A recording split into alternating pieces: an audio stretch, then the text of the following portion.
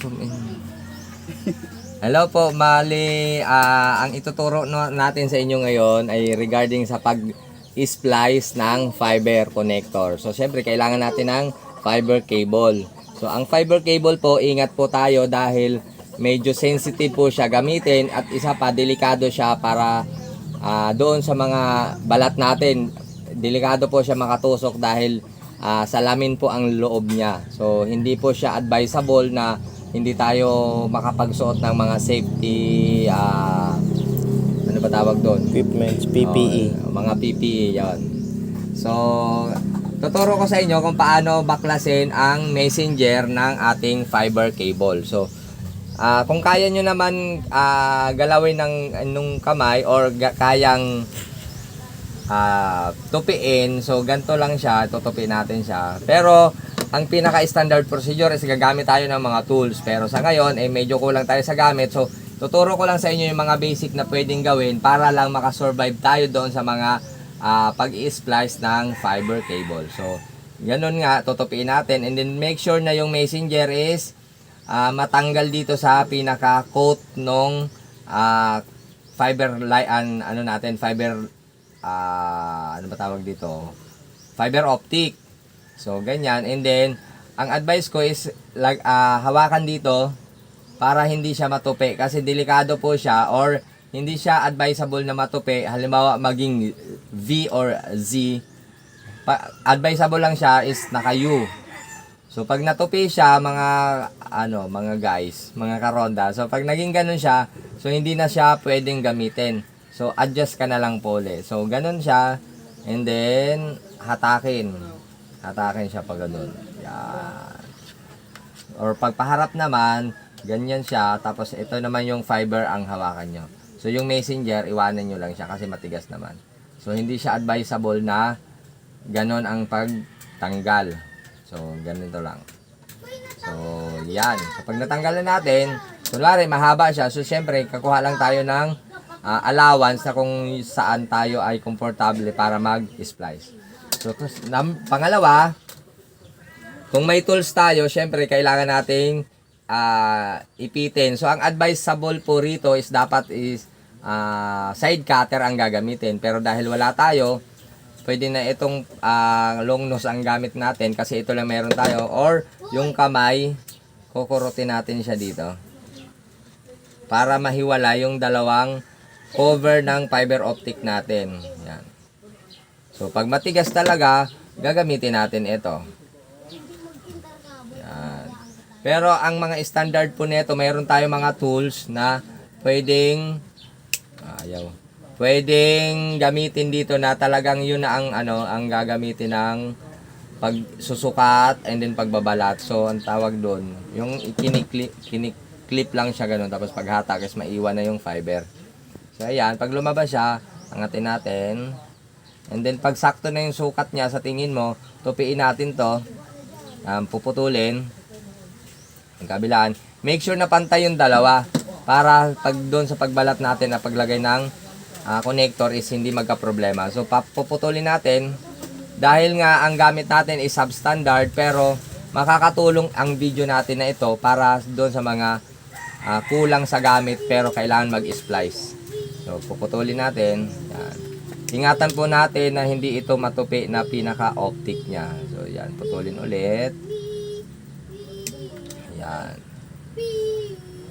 Ang gamit po natin ngayong connector ay butterfly connector. Ito po ay marami pong connector na magkakaiba yung brand.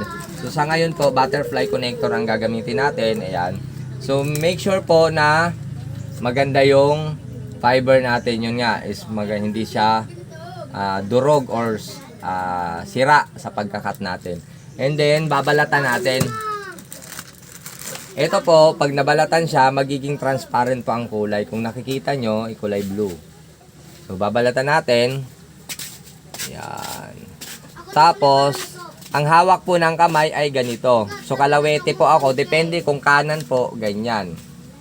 Ganyan. Pero dahil kalawete ako, dito ako syempre. Tapos, susuot natin. Yan. Susuot natin. Tutulak lang natin. And then, isasagan natin dito.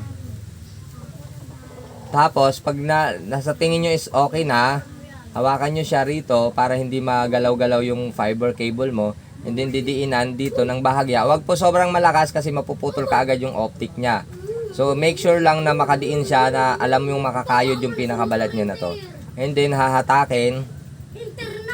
Dahan-dahan. Yan.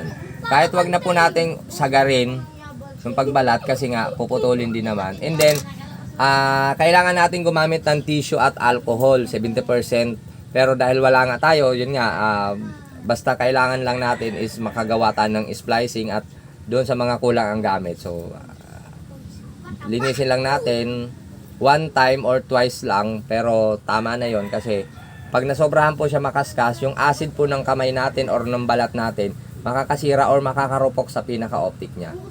Tapos, ito po yung pang-cleaver natin or pang-cutter natin. Meron na po ako ditong ginawang guhit para sa sukat ng butterfly. Pero pag Fujikura po, sinasagad po dito ang sukat or dito. Depende po sa connector brand na gamit natin. So sa ngayon, sa butterfly po, naglagay na ako ng pinaka palatandaan. So tatapat lang po natin dito sa guhit. Yan, yung ating balat ng fiber cable para maging sakto yung sukat dito pag kinat natin. Tapos, didiinan lang natin, ganyan yung hawak.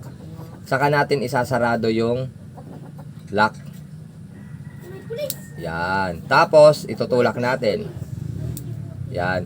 Make sure po na mayroon tayong proper na lalagyan ng mga nakat natin na fiber kasi delikado nga siya makatpuso. So, iangat natin. Ayan. Kung makita nyo, nalaglag na. And then, kuha tayo ng connector.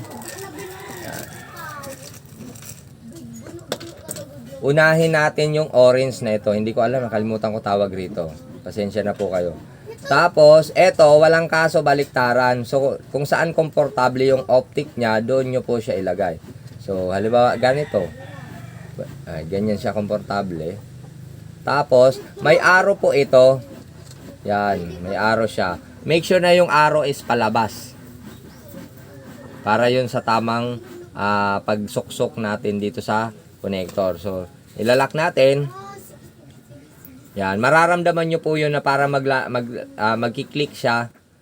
Saka natin ilagay dito. Pag nakapasok po itong orange, hanatakin lang natin, bahagya. Dahan-dahan lang, yan. Pero kung sakaling nasobrahan, nalakasan dahil na yung pwersa is masyadong malakas, nabunot siya, ibabalik lang po natin siya bahagya. May parang lock naman po siya, yan, mararamdaman nyo. And then, saka natin ilalapat. Yung arrow po nasa ibabaw, ganito po yung hawak, ang tamang paghawak. And then, yan, pag nalock po, hawakan nyo siya ng ganito para hindi gumalaw-galaw yung optic niya. Kasi hindi siya pwede na tama-tama kung saan-saang kanto or parte ng connector kasi masisira yung dulo niya. So, iyuko natin konti. Make sure na nakatutok siya doon sa butas na pagsusutan. And then, itulak ng dahan-dahan. Yan. Yan. Pag nakapasok na po yun, medyo safe ka na. Tulak mo lang siya ng bahagya. Yan. Kung makikita nyo, yung bend niya is hindi lalagpas dapat dito. Pag lumagpas po kasi siya, either na mapumutok agad ang connector mo or maputol agad yung optic mo dahil pag sinarado natin nito is tatamaan. Hindi naman po pwede yung walang bend kasi nga hindi na possible na hindi na maabot yung fiber laser dito sa dulo ng ating connector. Ayan dito. So kaya advice siya na may bend pero konti lang yung hindi siya lalagpas dito sa pinakakatawan niya. Ayan, kung makikita nyo, kung makakaya sa video. Pero pag hindi, kayo mismo makakakita dyan sa sa splice. So, pagtapos nyan, ilalak natin. Yan. And then, make sure na ang hawak is dito, tapos dito. Huwag po dito kasi matatanggal. Para malak, kung mapapansin nyo, yung kulay itim, hindi pa dito nakatapat sa blue. At dito pa siya nakasagad. So, para malak siya, kailangan hatakin siya doon. So, may konting pwersa. Ayan, haplos. Tulak. Ayan. Pero kung hindi naman po pwede, ayaw nyo ng ganon dahil yung minsan matigas talaga, pwede naman pong ganito. Oh, easy lang siya. Yan. So, pero ako kasi, gusto ko is talagang ramdam ko na naglalak siya. Kaya ganon. So, saka natin tanggalin to. Yan. And then, tatanggalin to. Tapos, saka na, ang pinakahawak po natin, pag pag nagsusuksok tayo ng pinaka-connector doon sa port, hindi po, sa akin kasi, pwede naman kasi nakaganito siya. Pero mas advice ko kasi nung ibalik nyo siya doon, at tapos hawak nyo siya, bago nyo siya isuksok, para ito talaga yung lock. Ito yung maglalak. Tapos, pag bubunutin nyo siya, halimbawa, nakasaksak, ito yung port, nakasaksak siya ng ganon.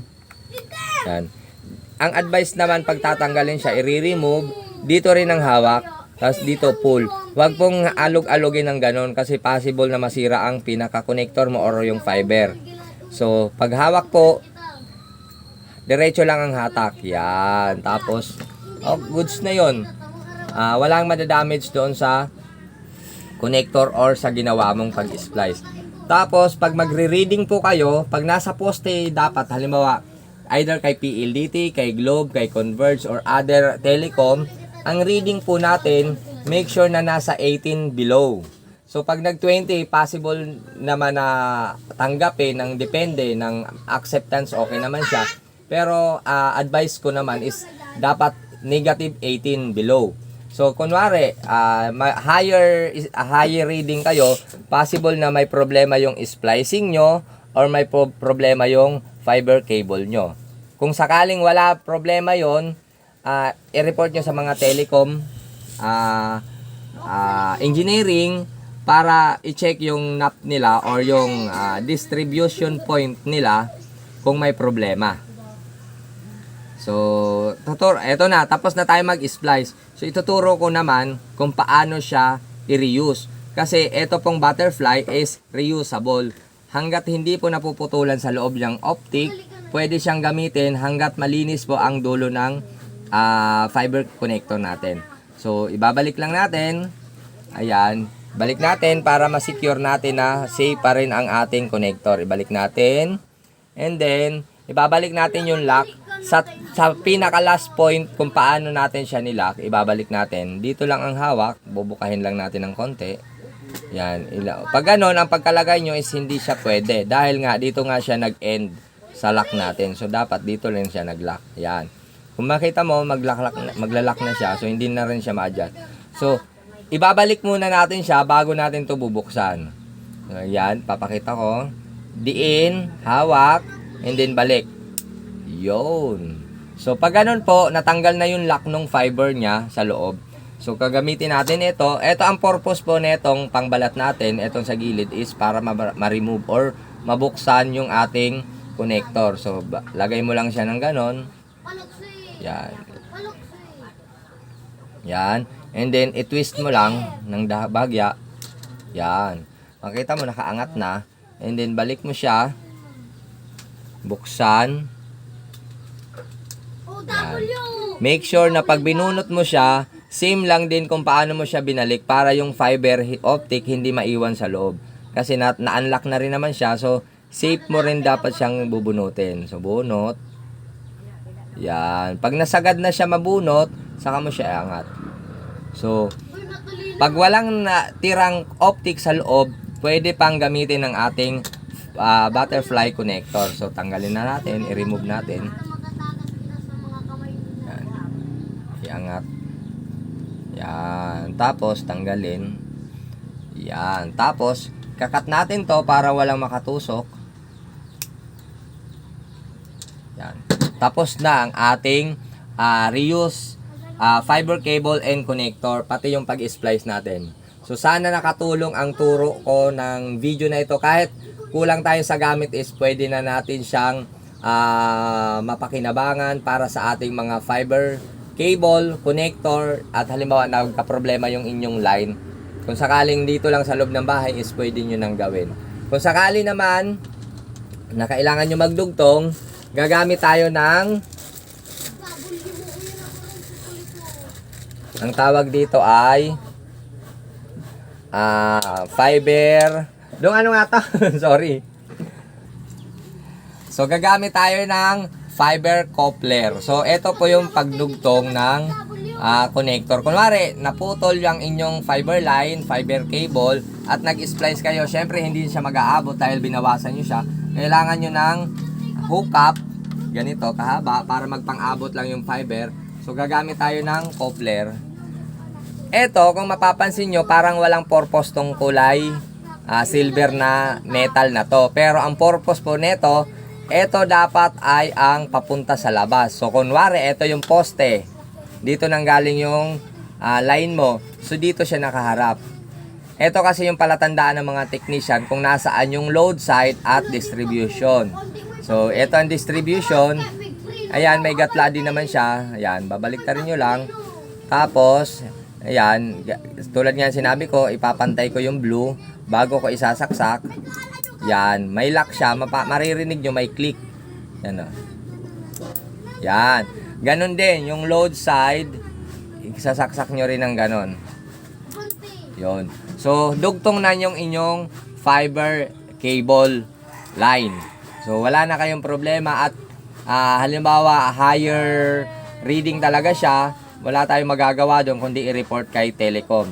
Pero kung kaya nyong pababain ng reading dito sa side ng bahay nyo or sa loob ng bahay nyo, yung inyong mga fiber line, so, i-splice nyo lang siya ng maganda. So, yun lang. Hanggang dito na lang yung video natin. Sana nakatulong ako. Kahit kulang yung gamit natin is kaya natin mag-splice ng fiber. Marami po tayong ma-order nito sa mga online shop. So, meron dito sa sa Shopee, Lazada, and then other convenience store. So, maraming salamat. Hanggang dito. Bye-bye.